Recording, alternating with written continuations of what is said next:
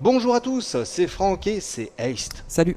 Le grand, le beau, le magnifique Est qui nous fait voir une vidéo d'un jeu. On regarde en ce moment une vidéo d'un jeu qui est assez vieux. Il est sorti en 2000, mais on voulait quand même vous le faire voir parce que c'est un jeu qui a marqué son temps, on va dire. Il s'appelle Sacrifice. Ça se joue sur PC, c'est fait par Virgin Interactive et développé par Shiny Entertainment.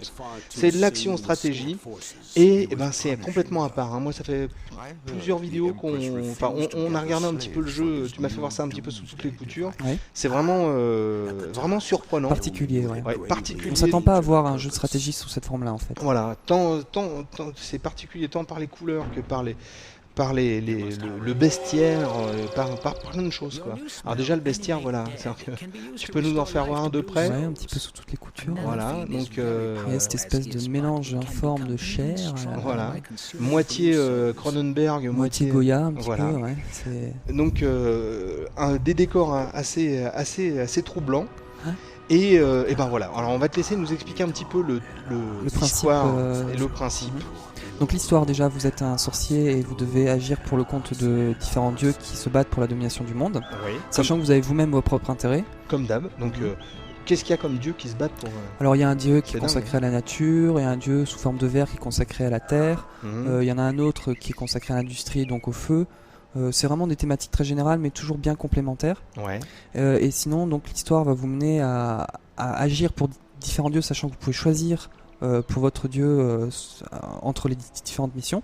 Ouais. Donc vous pouvez commencer avec le dieu de la nature, deuxième mission enchaîner sur le dieu de l'industrie, et vous allez devoir comme ça finalement arriver à la domination du monde jusqu'à un cliffhanger, une espèce de retournement de situation tout à la fin qui va vous montrer que vous avez vraiment agi pour rien finalement. Alors tout ça pour dire que en fait le but du jeu aussi c'est toi en tant que héros tu dois te choisir un dieu.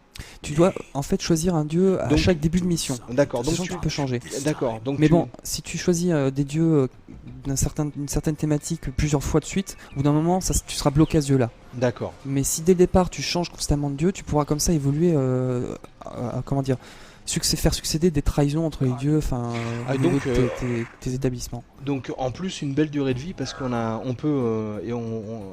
n'y a pas interaction entre les différents dieux, mais il y a vraiment il y a vraiment un scénario qui peut être très très très différent d'une partie à l'autre. D'accord. Hop. Donc là toi t'es en train d'invoquer. Alors au niveau des mécanismes de jeu, donc on est ce personnage-là, l'avatar. Donc il y a une vue à la troisième personne, hein, et on peut nous-mêmes agir, attaquer avec son propre avatar. Mais ça reste un jeu de stratégie, c'est-à-dire qu'on peut invoquer des créatures, les trois que j'ai ici. Ouais. Il y a une carte sur lesquelles on peut leur donner des ordres de déplacement ou des ordres d'attaque. Ici. Ah ouais.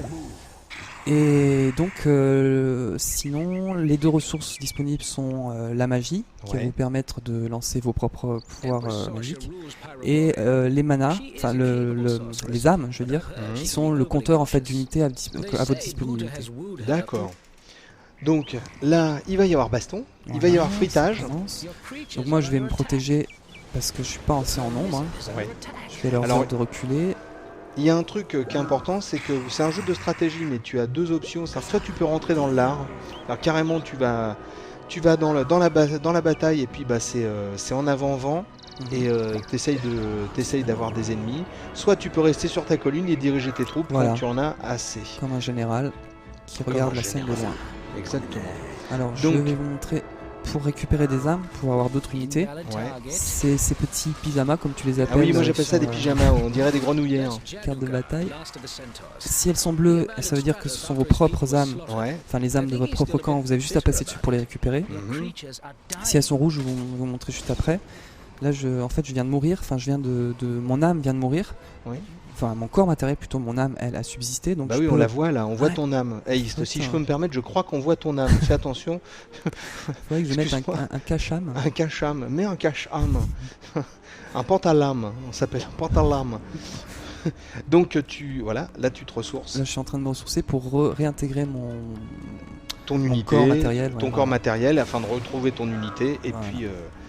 Donc très plein de dieux, très c'est très comment on dit quand c'est plein de dieux comme ça? C'est très divin. Divin, non mais c'est plein de dieux, plein de magie, plein de trucs, c'est pas mal. C'est pas mal. C'est très mystique. Voilà. C'est vrai que c'est un mot compliqué hein, pour dans ma tête à moi. Le deuxième baboulinet du monde, c'est moi. Un jeu, c'est très très mystique, mais c'est sympa. Puis alors graphiquement, c'est assez surprenant. Ouais. Quoi. Pour un jeu sorti dans les années 2000, c'est ça qui est étonnant. C'est bien barré hein, quand même. C'est vraiment bien barré par les couleurs, par plein de choses. C'est vraiment bien barré. La musique aussi qui porte vraiment l'action. Ah, un pyjama. Hop.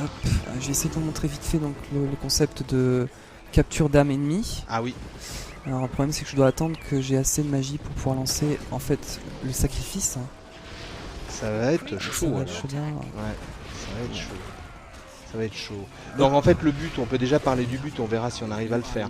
Donc là c'est bon, j'ai lancé la procession en fait, vous allez avoir une espèce de personnage qui va aller aspirer l'âme. Bon là il pourra pas parce qu'on vient de le reprendre. En fait dès qu'il a aspiré, il va l'amener à mon hôtel, il va la sacrifier et j'aurai une unité en plus. D'accord, donc tu passeras de 3 à 4 pyjamas. Voilà, par exemple. Par exemple. Donc ça je prends des raccourcis. Tu remarqueras que je prends des raccourcis. Qu'est-ce qu'on peut dire? Une petite histoire, une petite anecdote sur ce jeu? Oui, tu m'avais dit qu'il s'était très très mal vendu au départ. Ouais, même au départ, toute son existence. Hein, il a souffert déjà d'une comparaison avec les autres titres d'une stratégie vraiment classique comme Warcraft. Ouais. Et aussi, on va dire, de son aspect visuel, tout simplement, qui est tellement décalé que ça plaira pas à la grande majorité. C'est bien dommage en tout cas parce que ça a l'air d'être super intéressant et si vous aimez les jeux et vraiment sur le long terme, je pense que c'est un truc qui peut être intéressant parce que ça se joue pas en 2 heures. Bien sûr, quand même. Voilà. On vous a montré une vidéo qu'on a enregistrée spécialement pour vous, bande de gâtés, de Sacrifice sur PC, un jeu édité par Virgin Interactive et développé par Shiny Entertainment. C'est de l'action, c'était pour tout public à l'époque, je crois.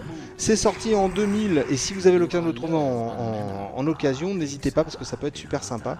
Et en plus, vous le paierez 3 francs 6 sous. Ça, c'est clair. On va te laisser à tes monstres, à tes bagarres. Et on va regarder quelques images et puis on vous dit à bientôt, ciao, salut à tous. Salut. Comme tu cours vite. Et du 7 secondes au 100 mètres. Ah bah, balèze toi.